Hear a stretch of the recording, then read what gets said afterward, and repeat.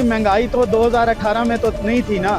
आप ये देखेंगे 2018 से 2022 तक किसकी गवर्नमेंट है। अभी इमरान खान की गवर्नमेंट होती तो ये भी 350 से ऊपर ही होता। 4 साल में आवाम को क्या दिया है? 1 रुपए का काम मुझे बताएं, कहीं पे भी आप मुझे बताएं। नारे मारना बहुत आसान है, प्रैक्टिकली करना बड़ा मुश्किल काम होता है। 1 करोड़ नौकरियां क्या मिला है आवाम को? शहरी हमारे साथ मौजूद है, इनका क्या कहना है महंगाई के हवाले से, इन्हीं से जानते हैं। अस्सलाम वालेकुम। वालेकुम सलाम। क्या नाम आपका? मेरा नाम साजिद है। आप क्या कहना चाहेंगे, ये जो महंगाई है इसके जिम्मेदार कौन है? देखें जी महंगाई तो 2018 में तो नहीं थी ना। आप ये देखेंगे 2018 से 2023-22 तक किसकी गवर्नमेंट रही है? इमरान खान की रही है ना। तो उस वक्त जो रेट बढ़े हैं उनका रिस्पॉन्सिबल कौन है? नंबर 1। फिर जब आपने मायदे IMF से किए थे तो ज़ाहिर है नेक्स्ट कोई गवर्नमेंट आनी थी, उसने फॉलो करना था, वरना आपका जो मुल्क था वो डिफ़ॉल्ट हो सकता था। तो इस वजह से ये सारी महंगाई का रिस्पॉन्सिबिलिटी तो सब कुछ की है। हाँ तो ज़ाहिर है, और किसकी? आप मुझे बताएं 2018 से 22 तक चीज़ों की कीमत नहीं बढ़ी किसी चीज़ की? बढ़ी है, हर चीज़ बढ़ी है। तो अगर वो आज गवर्नमेंट में होता तो ना बढ़ती। 2018 में पेट्रोल का रेट क्या था? 2065। 65 तो जब हो गया तो 65 से 150 तक कौन लेके तक गया? ये इमरान खान की गवर्नमेंट थी, उसने वही लेके गया। अभी इमरान खान की गवर्नमेंट होती तो ये भी 350 से ऊपर ही होता, कम ना होता। क्योंकि आपके एग्रीमेंट, आपकी सारी चीज़ें IMF के साथ हुई हुई हैं। नंबर 1। नंबर 2 ये है कि ये जो हम लोग इतनी एक्सपेक्टेशन उससे लगा बैठे हैं, उसने 4 साल में आवाम को क्या दिया है? 1 रुपए का काम मुझे बताएं, कहीं पे भी आप मुझे बता दें। ठीक है, हम लोग नारे मारना बहुत आसान है, प्रैक्टिकली करना बड़ा मुश्किल काम होता है। वो नौकरियां और वो घर, वो 1.5 करोड़ नौकरियां और जी 1.5 करोड़ नौकरियां मिलेंगी, सब कुछ होगा। अवाम को क्या मिला है? किसके क्या मिला है अवाम को? मैं ये नहीं कहता कि ये गवर्नमेंट कोई इतना नून लीग की ये जो 16 माह इन्होंने बड़ा वो किया, इन्होंने भी कोई इतना अवाम को रिलीफ नहीं दे सके, सब कुछ है। लेकिन मुल्क के हालात ही ऐसे थे कि उनके लिए मुश्किल था। आप मुझे बताएं, वो नून लीग जो कभी महंगाई नहीं करती थी, उससे शौक था कि वो महंगाई जाके वो इतनी करती? आखिर मुल्क के हालात ऐसे थे तो इसी वजह से हुए ना।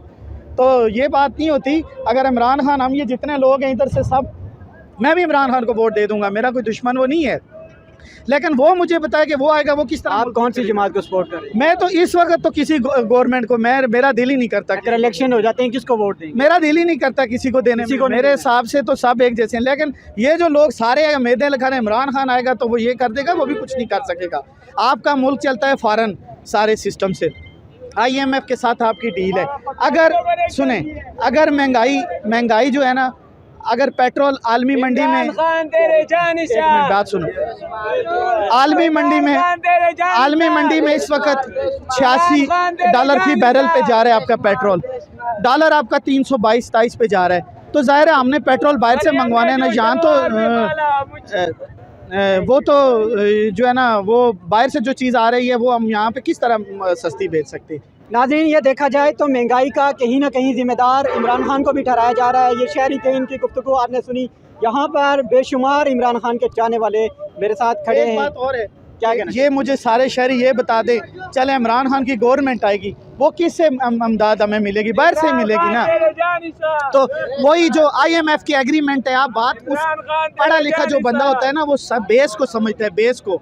यहाँ तो अगर हम लोग कहते हैं जी जो भी आज जिसकी भी गवर्नमेंट आएगी इससे डबल महंगाई हो, ये आप मुझसे नोट कर लें। अब जो भी आएगी, चूँकि आपकी सारी चीज़ें बाहर के मुल्क के साथ रिलेटेड हैं। जब जो महंगाई है इसमें आप सरवाइव कर पाएंगे? आप क्या समझते हैं? मुश्किल है जी, इतना जल्दी नहीं, टाइम लगेगा, बहुत अरसा टाइम लगेगा। आम पब्लिक क्या करेगी जी? और दूसरा ये है, हमारी मुल्क की फ़ौज हमारी सरहदों की हिफाजत करती है। हमारे मुल्क को अगर आज फ़ौज ना हो तो ये मुल्क नहीं चल सकता। प्लीज़ मेहरबानी करें, खुदा के लिए अपने अदारों को बदनाम मत करें। इन्हीं की वजह से आप गवर्नमेंट में आए और आज इनको मत बुरा के। ठीक है, अच्छे बुरे लोग आरे दारे में होते हैं। आप क्या कहना चाहेंगे? जी अस्सलाम वालेकुम वरहमतुल्लाह। मैं तमाम देखने और सुनने वालों को ये कहना चाहूँगा कि बड़े अफसोस के साथ ये बात कहनी पड़ती है कि जितने भी हम पब्लिक लोग हैं, हम लोग टैक्सेस हम लोग देते हैं बड़ी माजरत के साथ कि 16वें ग्रेड 7वें ग्रेड से लेके 22वें ग्रेड तक, और पार्लियामेंटेरियन समेत और बड़े बड़े ओहदेदारान जितने भी हैं, टैक्स मैं देता हूँ, आम पब्लिक देती है। हमारे पैसों पे उनको फ्री चीज़ें जो दी जाती हैं। कल मैं अखबार में पढ़ा था कि अगर वापडा वालों की बिजली जो है जो उनको फ्री दी जाती है, वो अगर सर्वाइव की जाए तो 95 करोड़ माहाना बचत है। मुझे ये बताएं कि टैक्स मैं देता हूँ, आप देते हैं, आम पब्लिक देती है। हमारे टैक्सेस के ऊपर अरबों रुपया हुकूमत उन लोगों का बर्दाश्त कर रही है, लाखों रुपये तनख्वाहें भी उनकी हैं। जब तक इस ज़ालिमाना निज़ाम को ख़त्म नहीं किया जाएगा, ये जो फ्री की चीज़ें आप उनको दे रहे हैं, लाखों रुपये तनख्वाहें दे रहे हैं, वो ख़त्म नहीं की जाएंगी तो कुछ भी बेहतर नहीं हो सकता। उल्टा आवाम पे बोझ डाल दिया जाता है। तो मैं यही कहूँगा अपने इदारों से, अपने जितने भी हमारे हुक्मरान हैं उनसे कहूँगा खुदारा आप होश के नाखुन लें, आप सिर्फ तनख्वाहों तक रखें। अगर लाखों रुपया तनख्वाह देते हैं तो खुदा के बंदो हमारे टैक्स के ऊपर जो लोगों को फ्री चीज़ें दी जाती हैं खुदारा उनसे गुरेज करें तो हम अरबों रुपया बचा सकते हैं। अगर उनकी फ्री चीज़ें ख़त्म कर दी जाएँ, सिर्फ तनख्वाह पे रखा जाए तो यकीनन बेहतरी आ सकती है। बहुत शुक्रिया नाज़रीन, ये थी हमारे साथ दो शहरी थे, मुख्तलिफ तजिए इन्होंने अपने शेयर किए। हमारा ये मकसद नहीं है कि हम किसी जमात को सपोर्ट करें, हमारा ये मकसद है कि आवाम की आवाज़ आप तक पहुँचाना है। ये जो अवामी ख़बर का ये प्लेटफॉर्म है ये सिर्फ़ इसलिए बनाया गया है कि आम पब्लिक की आवाज़ हुकाम बाला तक पहुँचाना है, इनके क्या मसाइल हैं वो हुकाम बाला तक पहुँचाना है। अपने मेज़बान सोहिब नाज को दीजिए इजाज़त।